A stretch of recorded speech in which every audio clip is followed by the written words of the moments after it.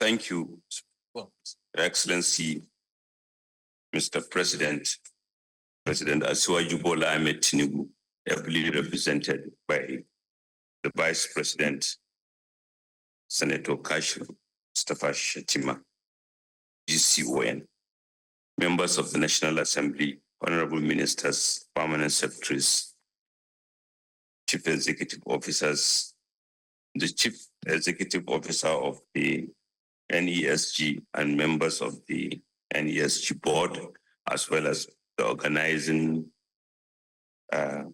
committees that work so hard to deliver this. Distinguished ladies and gentlemen, good afternoon, everyone. Let me join Ni Yusu. It's always confusing when he's reading the opening address. I'm doing the opening remark to underscore that because it was done to underscore the fact that this is a partnership between government and the Nigerian Economic Society team, which came to be known as NESG. And Your Excellency, Mr. President, just before you arrived, there was an interesting panel in which the history of the NESG was reviewed by a very competent panel of those who have been there at the very beginning, including Dr. Suleiman and as well as many others. And Your Excellency, it's my pleasure to welcome you at this 30th summit organized by the Nigerian Economic Summit Group. Your Excellency, Mr. President, distinguished ladies and gentlemen, let me start by, on behalf of all of us, extending our sincere appreciation to His Excellency President Bola Ahmed Tinubu, GCFR, for his continued support and commitment to the summit process. It is important to recall that Mr. President personally participated in the 29th summit, and today he is being represented by His Excellency, the Vice President. This is the clearest testament and reaffirmation of the high regard this administration accords to the economic dialogue.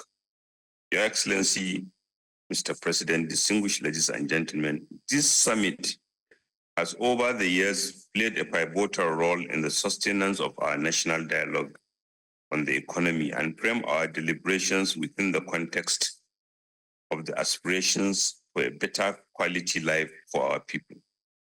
It discusses our vision of equity and social justice, the enviable economic and political order we are committed to creating, and forms the basis for forging consensus by promoting and sustaining cooperation between the public and private sector. I'm sure if someone was listening to Ni Yusuf's opening address, he will have think made by a public officer, because it speaks to the collaboration in terms of we don't have time to waste. We should we should celebrate our achievement and focus on those things we can do better. Distinguished ladies and gentlemen, the summit has remained one of the biggest platforms for dialogue among top policymakers and corporate leaders. The 3 decades of this partnership between the federal government and the Nigerian Economic Summit had provided a veritable platform for interrogating public policy and proposing enduring solutions to the country's socio-economic problems, particularly for a government that during the campaign interacted and made an undertaking to the National Economic Summit Group that it will sustain the partnership. Last year's summit theme was Pathways to Sustainable Economic Transformation and Inclusion. The summit came at a critical juncture in the nation's social and economic trajectory as a new administration that took up in May 2023 was settling in office, having campaigned on a renewed hope agenda and strategy. It focused on crafting immediate and long-term strategies for fostering economic growth and development. The summit recommendation continued to inspire government to reform critical sectors of the economy. For instance, the 29th summit emphasized the urgent need to tighten foreign exchange rules, broaden official market, and harmonize fiscal and monetary policies for a balanced approach to economic stability. It highlighted infrastructure development as pivotal to sustainable economic growth, recommending prioritizing power generation, road networks, and transportation systems. Pursuant to the renewed hope strategy and in line with this recommendation, President Asiwaju Bola Ahmed Tinubu's administration has sustained its foreign exchange reforms, eliminating the hitherto multiple rates, even as the Central Bank of Nigeria regularly fine-tunes its guideline to enhance monetary stability. Because of the bold, painful tackling of the punitive subsidy regimes that is affecting both currency and energy, funding to the three tiers of government had improved, in addition to enhancing the ability of governments to meet social investment and even minimum wage payments.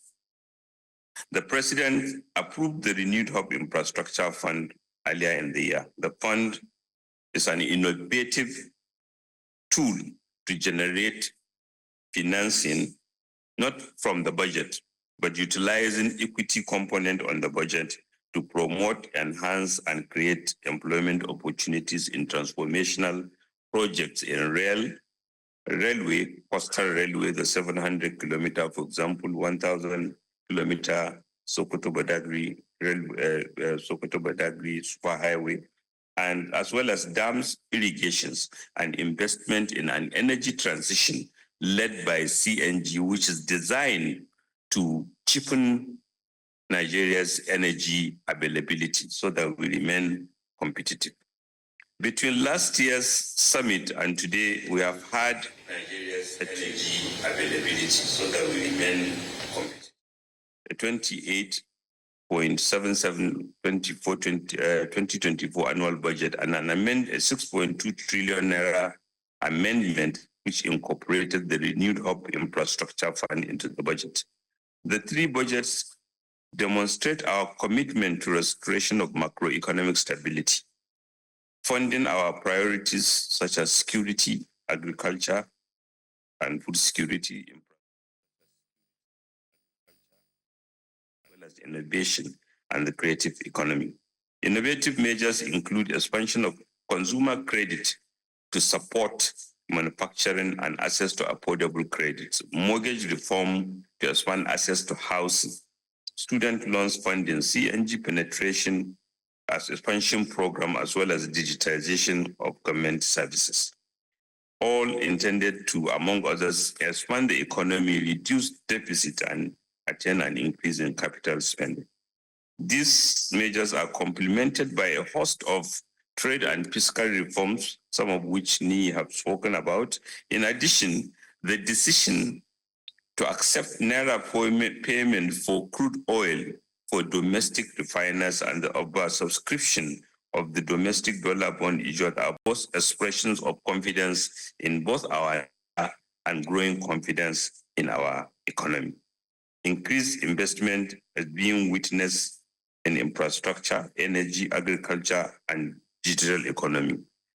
Your Excellency, just a few days ago, the ministry held its joint planning board meeting in Nasarawa, and in a confirmation that the subnational economies are taking up the opportunities, the governor informed us that 2 lithium processing plants are currently being constructed in in Nasarawa. Just last week again, I was in Katsina State, where the governor told us, as a result of improvement in security, 95% of the areas where planting did not take place last year in 2023, this year, those areas have been planted. I think those are significant evidences that the reform and investments are working. Your Excellency, distinguished ladies and gentlemen, including these governance and institutional reforms have helped improve our macroeconomic performance.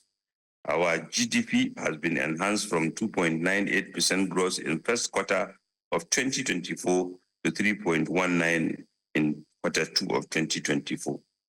Inflation is trending downwards, while external reserves are improving. Our external trade balance improved slightly in the second quarter of 2024, all testaments to the efficacy of the reforms. Therefore, we seek cooperation and understanding of the broad spectrum of the citizenry, as there is indeed light at the end of the tunnel. The economy is facing the right direction, and the decline has been arrested. What has been achieved is a result of boldness, resilience, and collaboration. And thus, we need more to compensate for the decades of underinvestment and to ensure that we deliver a collaborative, competitive, and stable environment. We must not determine the winners, but ensure equity. The economic stabilization bills, the emergency economic team, and the presidential economic management team are all testaments to the desire of the administration to collaborate more. Your Excellency, the theme of this year's summit, collaborative action for growth and competitiveness and stability, reflects the critical imperatives required to sustain our economic growth and development and improve the lives of all.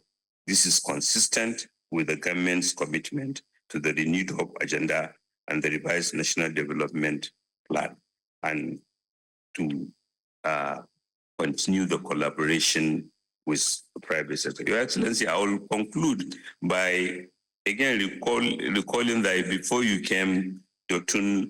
Suleiman said something that 30 years ago, when the NESU was established, it was a military era, and the decision-making was unitary.